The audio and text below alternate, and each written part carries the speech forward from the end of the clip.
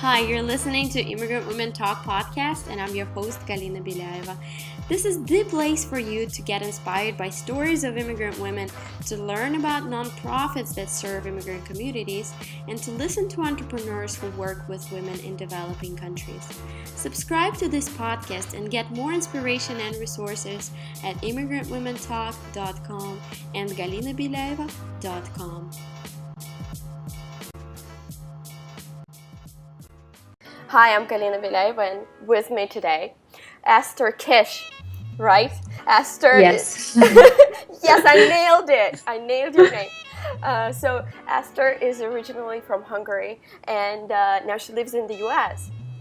Esther, welcome. So happy to have you here. It's an honor. Thank you. Pleasure to be here. So Esther, you love teaching creative business and marketing strategies, and you like mentoring entrepreneurs to help them get more high-paying clients. Yes. Yeah. Well, that's one of my businesses. That's my primary business. But what I'm working on right now actually is I'm launching a podcast, and that is something that is coming out in a couple of weeks. So really, with mentoring clients, I've phased it out quite a bit. So currently I'm only holding on to a few of my long-term clients that I've had for a long time, and I really focus my energies onto launching this marketing show. Yes, so it's going to be a marketing show, right? Yes. And what is it going to be about exactly? It's called Born to Influence, because what I found is really so many people start a business because they want to make a bigger impact in the world and want to make a bigger difference. So I teamed up with a friend of mine, Meta Miller, and we started interviewing very, very successful entrepreneurs and business people who, they're not all marketing experts, although most of them are. But if you have a 7-figure or 8-figure business, even if you're not a marketing specialist, you didn't get there by accident. So we seek those people out, and best-selling authors, and talk to them about their marketing strategies, their stories, and what is it that they exactly do, what are some of the things that work for them right now, and what were some of the failures as well, so we can all learn from them. Amazing. So congratulations and good luck with the launch of your podcast. Thank you. So Esther, when did you move to the U.S. and what was your first impression of the country, and why did you go there? Well, I came here about 6 years ago, and it was because I came to an acting school. I wanted to be an actor, and I lived in 6 other countries before I moved here. So I figured that, okay, I gotta give it a try, because I always liked acting, and I just felt this creative energy that I really wanted to do something with it. And I also had family here, so it wasn't a complete like going into the nowhere, into the abyss. So I first came over to audition for the schools that I wanted to attend, and the schools that I chose had campuses both in Los Angeles and in New York. So I went to both cities to see which one I would like better, and I ended up choosing Los Angeles, and that's where I settled for the last 6 years. Yeah. And so what happened? You went to school? Yes. And what did you do after you graduated?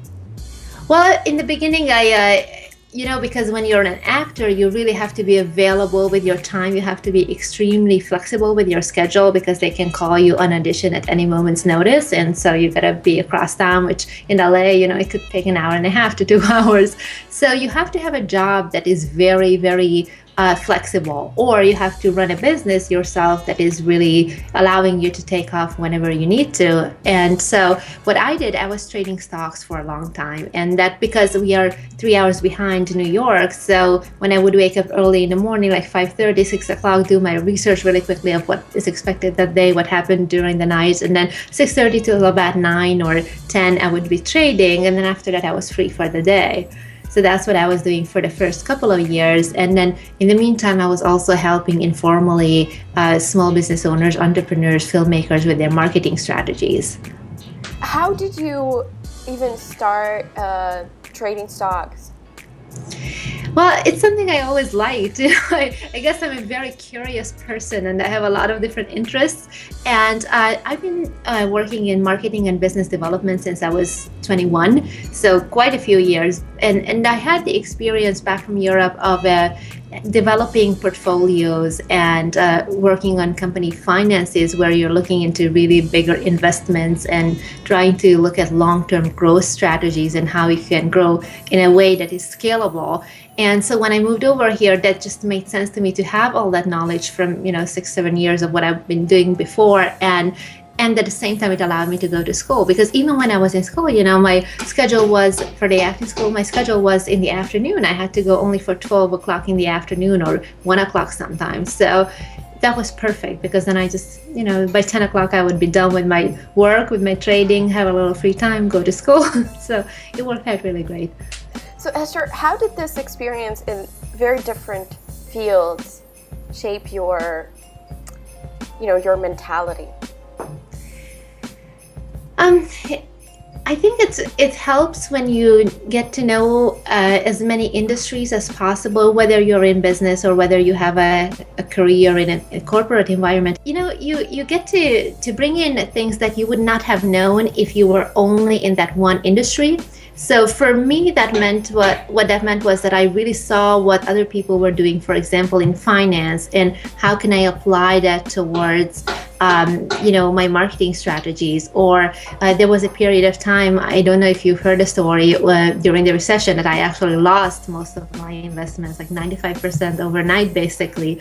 And I had to find a solution really quickly. So because I'm Hungarian and I speak the language fluently, I was able to teach Hungarian, but I had to get clients really quickly. And so I did, what I could to get the clients. And then other people started asking me from other industries, that how did you do that? How did you get clients so fast? And it's such a weird business. I mean, teaching Hungarian to Americans in LA, what are you doing?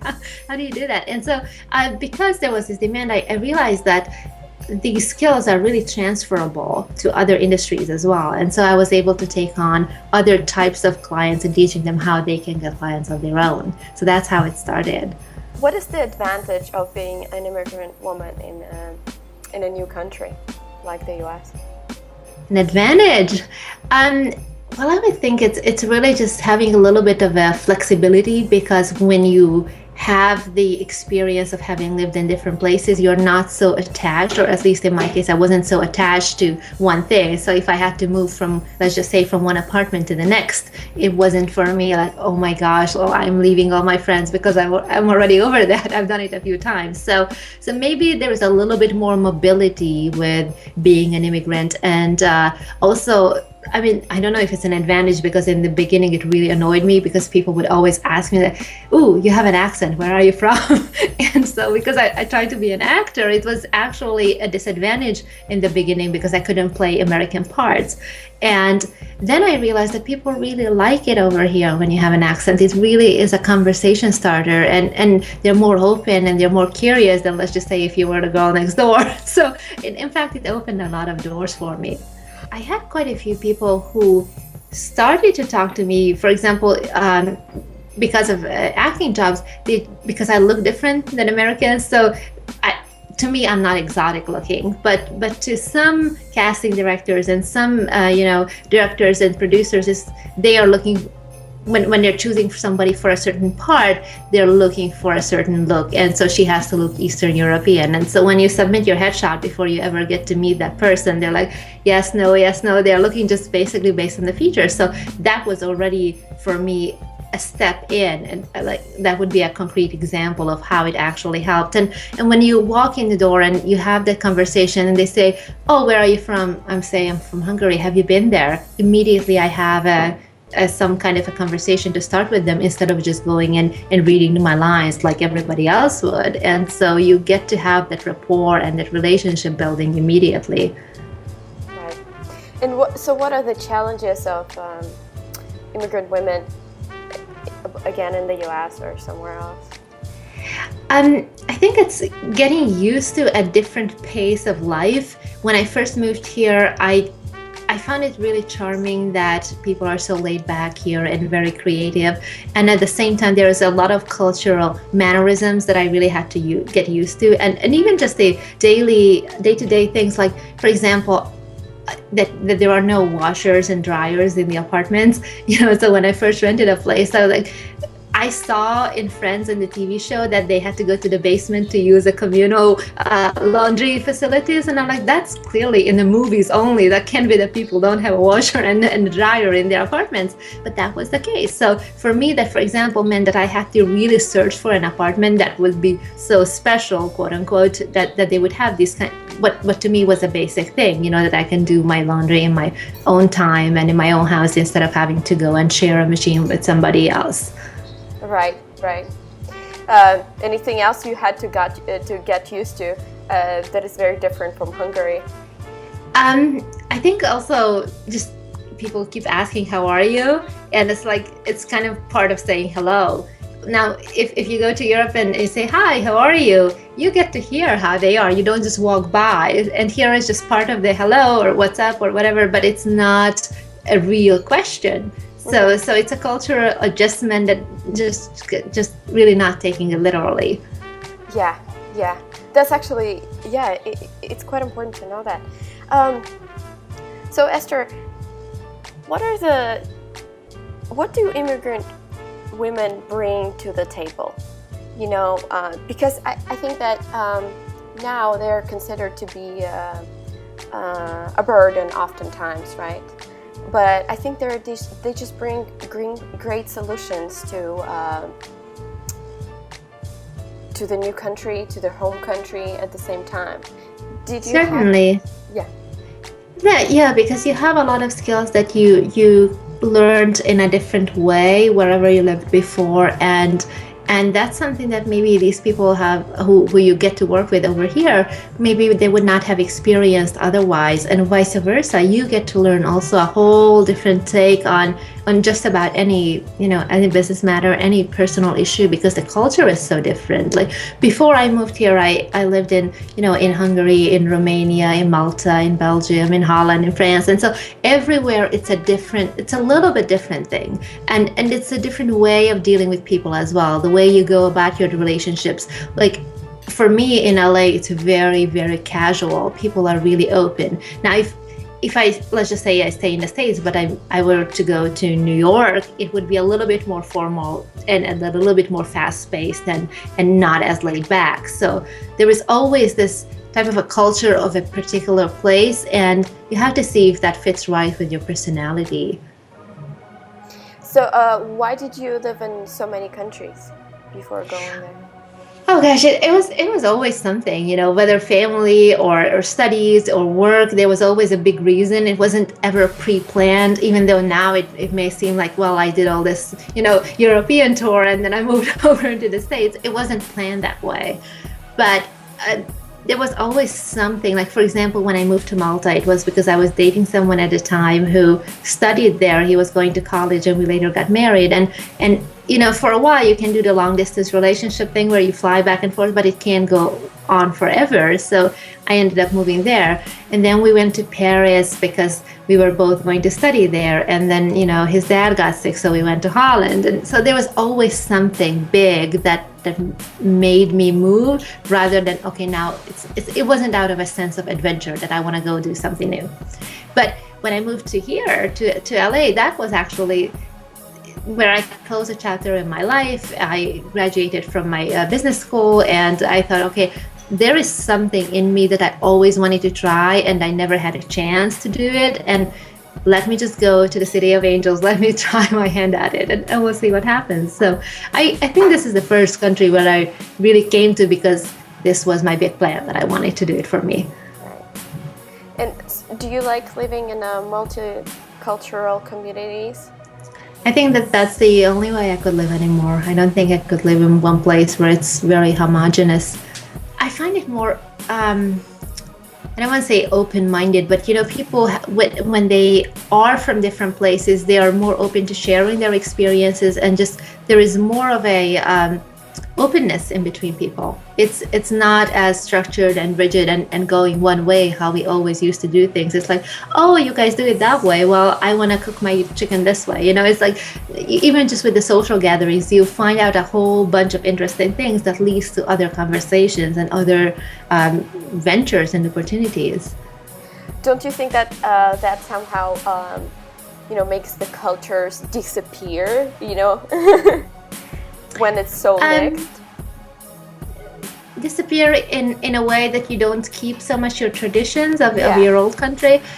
Yeah, I do see that, especially with second generation, when the parents, let's just say, came here from wherever, Armenia or China or wherever, and they keep their traditions most of the time. Sometimes they really try to fit in first generation people, but most of the time they keep their own traditions. But then their kids who were born here or who were very little when they first moved, they want to fit in with their friends. And so that sometimes means that they wouldn't even want to learn the language that their parents speak. And so I know a lot of families who are multicultural, who are from 2 or 3 different countries. And, some of them have a family situation where the kids speak multiple languages, and some of them have a situation where the kids only speak the local language. And it depends also on how much time you spend in each country, because if you keep moving around, you'll be more likely to learn a couple of languages at least.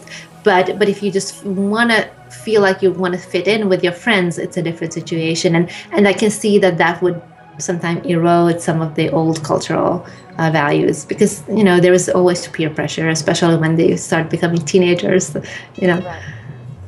Esther, do you know other immigrant women? Do you hang out with them? Yes, yeah, I do quite a few, and they're friends of mine, and I don't choose them because they were immigrant, but it's quite easy, again, to connect with them because, they have a different experience than what I did or what the local people here do. So, Do a lot of them become entrepreneurs? I don't know. I never looked at it that way. Let me think. Most immigrant women I know here actually have jobs, like corporate jobs. I don't know so many who are entrepreneurs and came from another country. But again, it's just my circle of friends. It doesn't mean that it's reflective of the society overall.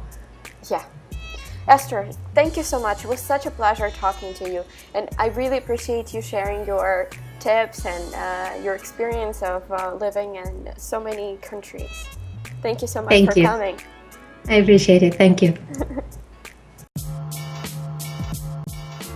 Thank you for listening to Immigrant Women Talk podcast. I would love to get to know you, so come over to immigrantwomentalk.com and leave a comment.